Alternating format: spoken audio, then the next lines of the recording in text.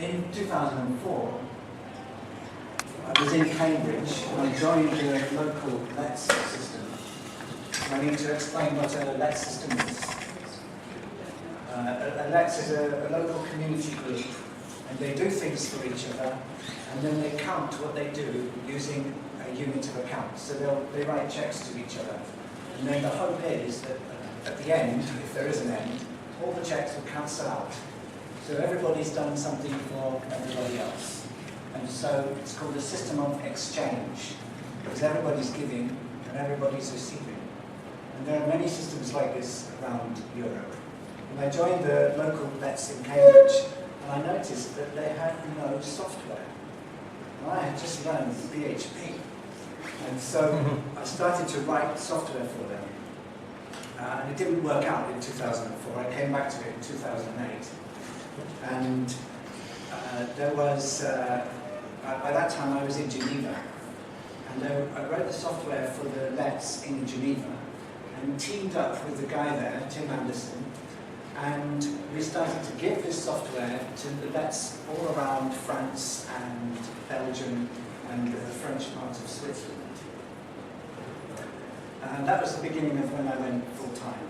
And I realized that the mission that I was carving out for myself was to provide free, open source, configurable software that communities can own themselves. Because this was just after the financial crisis. I was convinced that the economy was about to implode. I still am.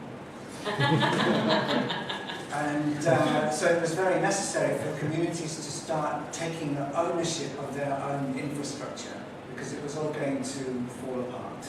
So that was just one argument, and I still think it's very important that communities start to take ownership of their own money at the very least, but also to have your own community platform which serves your needs in a way that Facebook doesn't. I assume people here understand how Facebook is there for the benefit of Facebook. And we need other platforms that are going to benefit and work for us and do the things that we need to do. And so as I started navigating this field, social networks, and I got into the Complementary Currency Geeks group, and people cropped up all the time and they would say, I thought of an amazing new currency idea. And there were some really crazy ones. And I'm not going to go into them now. Other people would come along and say, well, I'm a software developer and I've got this great idea, so I built this platform, and now it's just a question of getting everybody to use it, and then we can change the world. And then those projects would just die and finish. People would move on, and they couldn't get any money to develop it. They couldn't get people to volunteer. And I saw this going on, and I said to myself, I'm doing nothing original here. I'm just trying to give accounting systems to communities. Very basic. And there was this mutual credit model that I explained before in the LETS. It's about giving and receiving. And we need to help enable communities to give and receive with each other. Members of the communities, maybe also between the communities. Can you go back? Yeah. And so I said to myself, I'm not doing anything original. We don't need anything original. The mutual credit mechanism contains everything we need. It's a full critique of the monetary system that deals with the scarcity of money. And also it has a wonderful local governance model, which means that people can manage themselves. And as the work grew, Community Forge grew to 100 or 200 communities, and I came into contact with Community Exchange Systems, which is a much larger network based in South Africa. The Community Exchange Systems had a way that you could pay between one community and another. And somehow I got roped into rebuilding that system. And the system had forked. There were two versions of Community Exchange Systems, running on two different servers, and they had something in the middle called Clearing Central. And that enabled the communities based on one server to pay the communities based on the other server. And for me, this wasn't really, it wasn't adequate. it was a very simple accounting system, and what we need to scale is something much more flexible than that. So I had to make a decision to come out and start something new. So whereas before I'd been saying, no, I'm just building accounting systems for communities, the Credit Commons is me standing up and saying, we really need something new here, and there's a demand for it. So the next slide. Hands up, stand up if you got excited about Bitcoin. Lots of people. How do you feel now about Bitcoin? Same, are you still excited? Yeah. Less so. So the next slide is how I feel about Bitcoin. I've been a bit disappointed after 6 years hearing these same stories about how Bitcoin can revolutionize the financial system. You can argue it's getting better, it's getting more institutionalized, it's winning trust over time, it's staying in the center of the cryptocurrency space, it's still the strongest blockchain. Nothing else even comes close. But there are some criticisms about Bitcoin that really, really concern me. And the first one is how readily and how universally you can translate Bitcoin into dollars. If you can just buy and sell between one currency and another, that makes them practically the same currency in many ways. And the same values that are in the global dollar hegemonic system are also translated into Bitcoin. And those values are, in my opinion, how much money can we make by not doing anything? How much value can we extract from society and from other people's work? I would argue the main reason Bitcoin became popular was because the price went up. And all these geeks who thought, oh, this is a good idea, I'll have a few thousand Bitcoin, they're only 10 cents. Suddenly they were sitting on tens of thousands of dollars. And this was headline news. And people saw, oh, I can buy Bitcoin, I can make money without doing any work. And so Bitcoin became a global phenomenon in that way. Not because it was serving as money, but because it was a speculative instrument which was going up. And you can argue that the dollar is a speculative instrument that's going up as well, sometimes it goes up. And so the same values are in there, and Bitcoin is not a currency that helps us to exchange. Just like the dollar, you need to acquire Bitcoin first before you buy anything. And what most of the world needs is to get credit. They need to buy something before they produce and then get it back. And so the kinds of money systems we need to be much more friendly about allowing people to access credit. And in Bitcoin, there's no such thing as a negative balance in the wallet. And if there was, there's nobody to decide who can go negative and by how much, because it's a fully automated techno-utopia, all watched over by machines of loving grace. So there's no human element to Bitcoin, and Bitcoin boasts that it doesn't have these human failings in it, but it doesn't have the essential components that a money system needs, because a money system isn't just a technical thing, that helps us to pay with each other. It's a social system. And so if you design a payment system without regard for the social and the personal and the human and the life of the community, then it cannot adapt and it cannot serve very well. So I'm saying, forget this idea about trustless currencies and fully automated machines. Currency is social, and it needs to be governed. And also, what's the Bitcoin theory of change here? Obviously, Satoshi Nakamoto wrote about how the system might scale and what he thought it could do. Many other people have augmented that with their own ideas. But if the world really adopted Bitcoin, can we be sure that the world would be a better place? I think not. Slightly better. It may displace the current issuers of the global reserve currency. That would change things. We don't really know if it would make it any better, because instead of being ruled by Wall Street, we'd be ruled perhaps by some Chinese mining companies, more than computers. Maybe they'd be better. So, the next page, Phenomenology of Money and Payments. I just wanted to take an aside to talk a little bit more about the nature of money for the people who haven't done Money and Society work. First of all, look at this sky. This is DeMeulenaere from Stella, and he also created Ripple that I discussed in my blog, which you may have read before the session.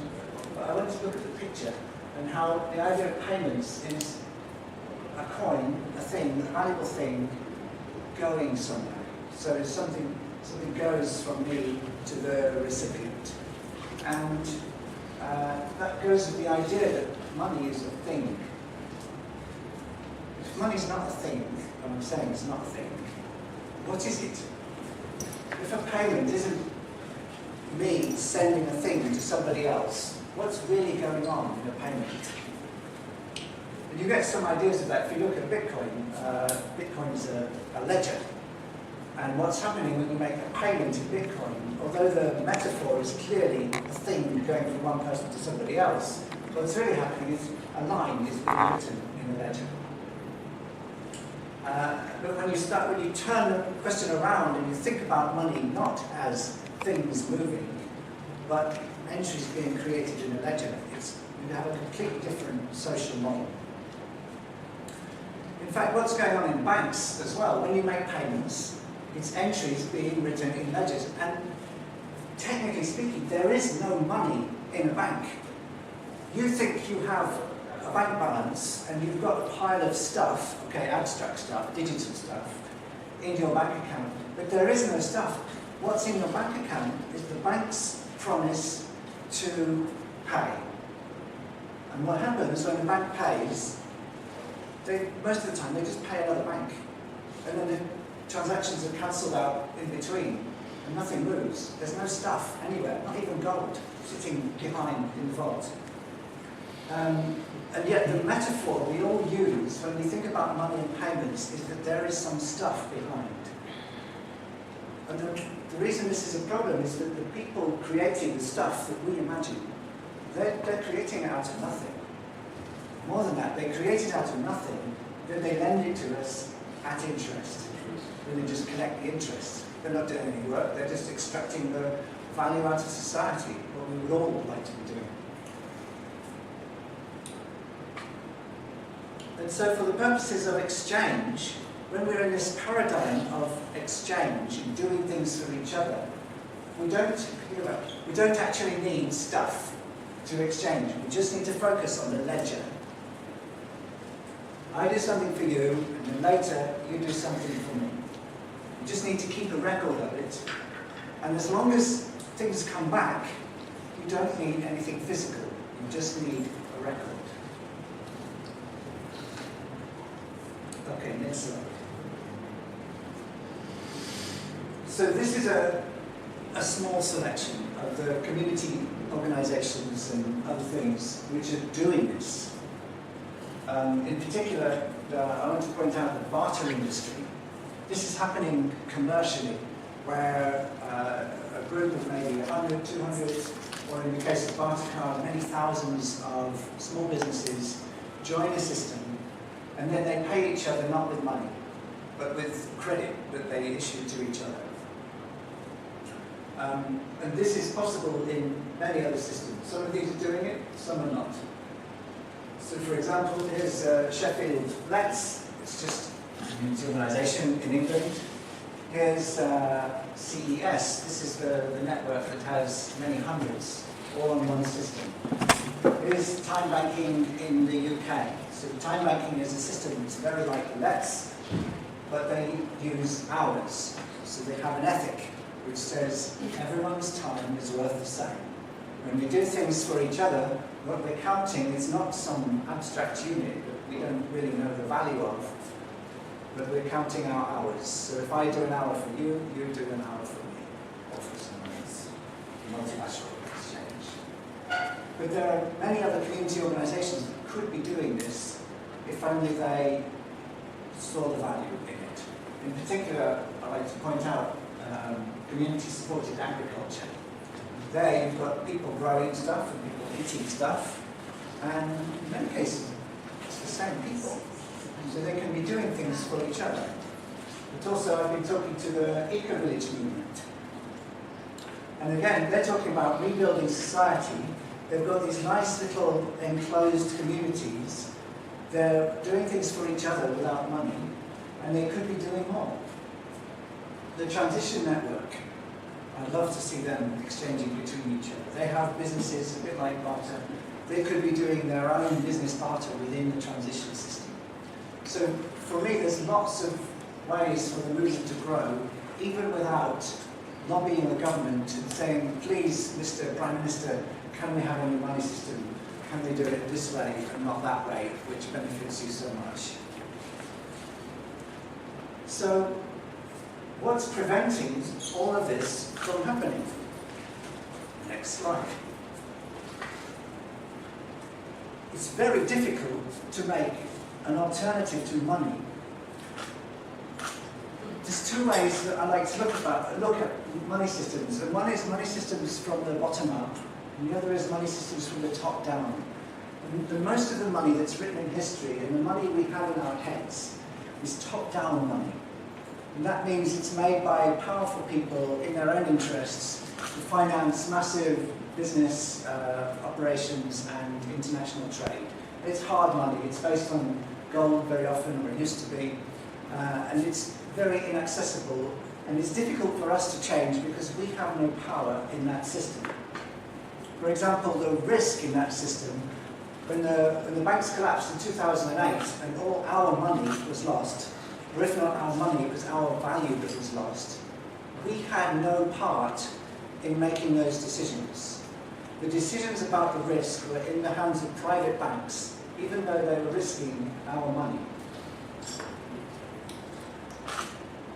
And so the bottom-up approach to monetary reform, it's very much like this David and Goliath situation. It's very difficult for ordinary people to change the belief systems and the institutional structures in the money system, but what we can do is get on with things ourselves. So there are several other reasons, really hard reasons why it's difficult to change the money system. Another one is that as I said before, the banks have a payments network that manages the movement of legal tender money.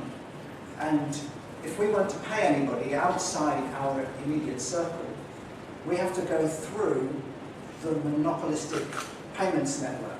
And we have to pay them for the privilege. And not only do we pay them, they report everything we do to the American government, and they have the ability to block the transaction. They can say, we don't like you, you're subversive, you're trying to change the money system, you're trying to take power away from us, you're a terrorist, you know. And they just say, no, you can't use our rails.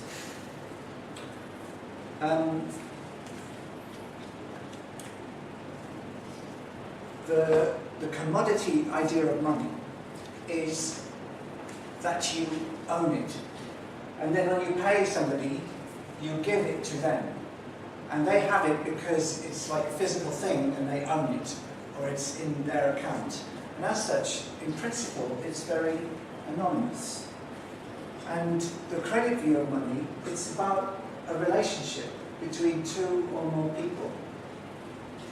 We have to change our minds about that. If it's community currency, we need to focus on the relationships within the community and not think that money is a property and it's something that I own and I have no social responsibility and I can spend it anyway.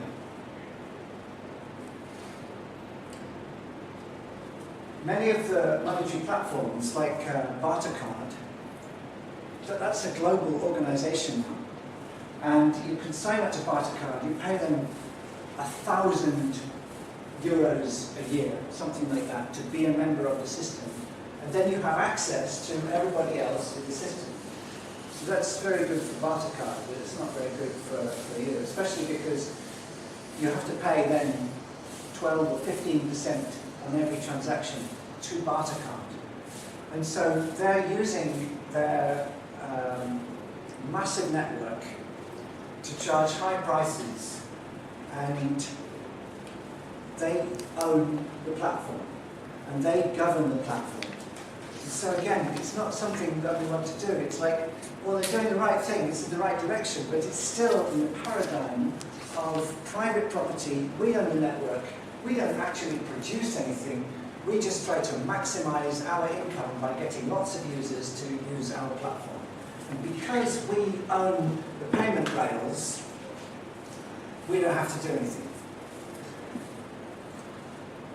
And I argue that nobody has to own the payment rails, but we have to change our thinking about that. Finally, the reason it's difficult to find an alternative to money is because we don't know how to trust each other. We don't know how to govern this. If we want to make new money now, we go to a bank, and the bank decides what your credit risk is, the bank decides the interest rate, and then the bank takes the risk if you don't pay it back. And we don't know how to do that amongst ourselves. Okay. So because we can't propose an alternative to this massive system, that's not my approach anyway. Positive Money is doing that. They're lobbying the government to change the money system. But this is the bottom-up approach. What I would like to see is the growing of the local communities and the community currencies and money systems in the gaps. And this is an old runway, and it's decaying, and all the cracks in the concrete are showing that the grass is growing up between the cracks. And so what we can do with the credit commons, I've got these 4 talking points that are really critical. I'm not going to explain them fully right now, but just to touch on them. First of all, the collaborative credit ethic. It's a different way of thinking about where credit comes from. Collaborative credit says that we can issue credit to each other. We know best, even better than banks, who can be trusted, and we can take the risk about projects failing and credit not being paid back. And we don't have to pay the banks for that privilege. The fractal structure. This is really interesting, because the credit commons, I haven't properly said it yet, the credit commons is a protocol for different communities and different people who want to issue credit to each other to do so, and to do it in a way that it's small and governable and manageable. But the trouble is that when a group gets too large, people don't trust each other anymore. And so the amount of credit they can issue to each other gets less and less. And you've got this paradox that the bigger it gets, the looser and the less effective it is. So the fractal structure is a way of keeping communities small, or the size they want to be, or a good size for them to trust each other. And then you allow communities to trust communities and to make groups and to form credit circles. And the fractal structure is inherently scalable. So the credit commons, in my dreams, it could scale to cover the whole world. It could replace the money system. But we start from the bottom. And we focus on what we can do. This, credit commons, is a perfect use case for a blockchain. Since blockchains became popular, everybody wants to do everything on a blockchain.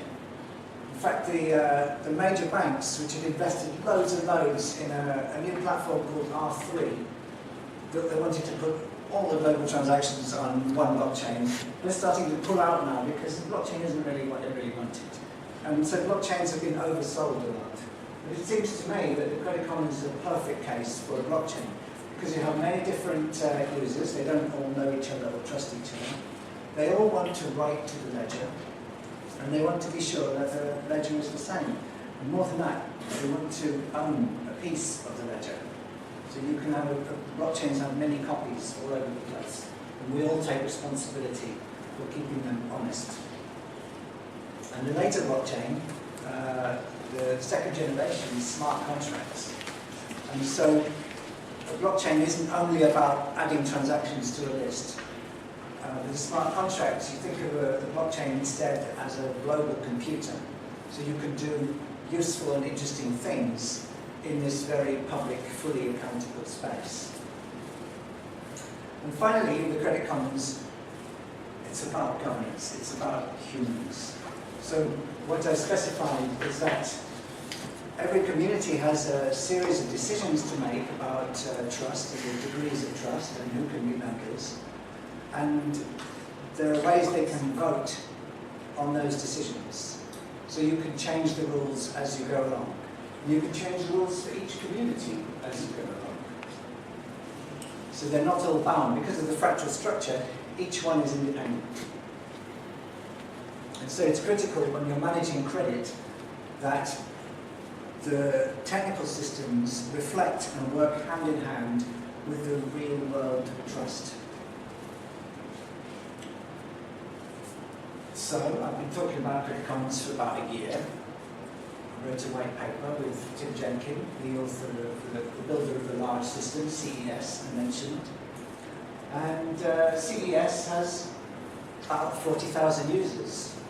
So they're waiting. They're waiting for the new software, and they're waiting for the ability of that software to trade between different instances. So this is, once the software is built, that many users are waiting to be connected. We built a prototype in Ethereum. We had a volunteer called Rogerio Segovia in Colombia.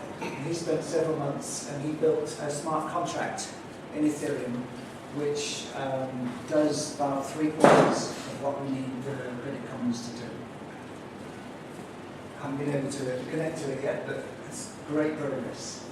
We've got a team, including Sibyl here and some other people in Switzerland, and we are committed to looking for funding, usually through academic projects. What the team needs to be doing is not only looking for funding, but also looking for ways to teach and spread the ideas. Because Credit Commons is very, very advanced, and most people are thinking that a decent monetary alternative is something like the Bristol pound or the Brixton pound. So we need to go much further than that if we're going to have a meaningful, if we're going to build a meaningful money system. And we've also got, if you count it as an asset, Credit Commons as a hashtag on Twitter, so feel free. Finally, what I would like is to see people stepping up to help. And so for many years I was in service to the Lets, building the software that they wanted. And I was so fed up with people standing up saying, everybody join, everybody follow me. That's what I'm doing now. It's not about me, this is about many hundreds of community currencies and the way that they really need to connect together. And so the kinds of support we're looking for is communities who are not in our networks that we know to sign up and show an interest and be committed. We're looking for technical advice because I'm not a blockchain developer. I just build Drupal social networking platforms. I'm not going to touch blockchain, I'm too old to learn anything new. And then the actual developers, because I'm convinced it's going to be on the blockchain. But then we also need, the user interfaces. Normal people don't touch blockchains, they touch apps on their phone. So we need not only payment apps. I'm convinced that community currencies are about welding community and currency. So you need community platforms that will connect to the blockchain and do many other functions that communities need. There needs to be education. So many of you have done the MOOC, that's part of the education. But there could be so much more in so many more formats and so many more languages. There needs to be media and social media. So the Twitter hashtag is just a start. There's things to translate, and I would love to see more interest from economists. Because what I'm talking about economically is nothing new. It's been deliberately forgotten and abandoned as the neoliberal school of economics has come to the fore. And in neoliberal economics, it's all about money being a commodity, and a commodity that's issued by warmongering powers. And so we need to go back to economics of previous centuries, but maybe not so far back, and revive that. Because economists don't even understand what I'm talking about if I say mutual credit or collaborative credit. They don't understand, most of them, where money comes from. And so that's what the rest of the day is about, that from my point of view, but also I'm sure that many ideas that you have will connect to this idea in many ways. So I'm hoping that with the open space, we'll be finding some of those linkages. And with that, I thank you for your time.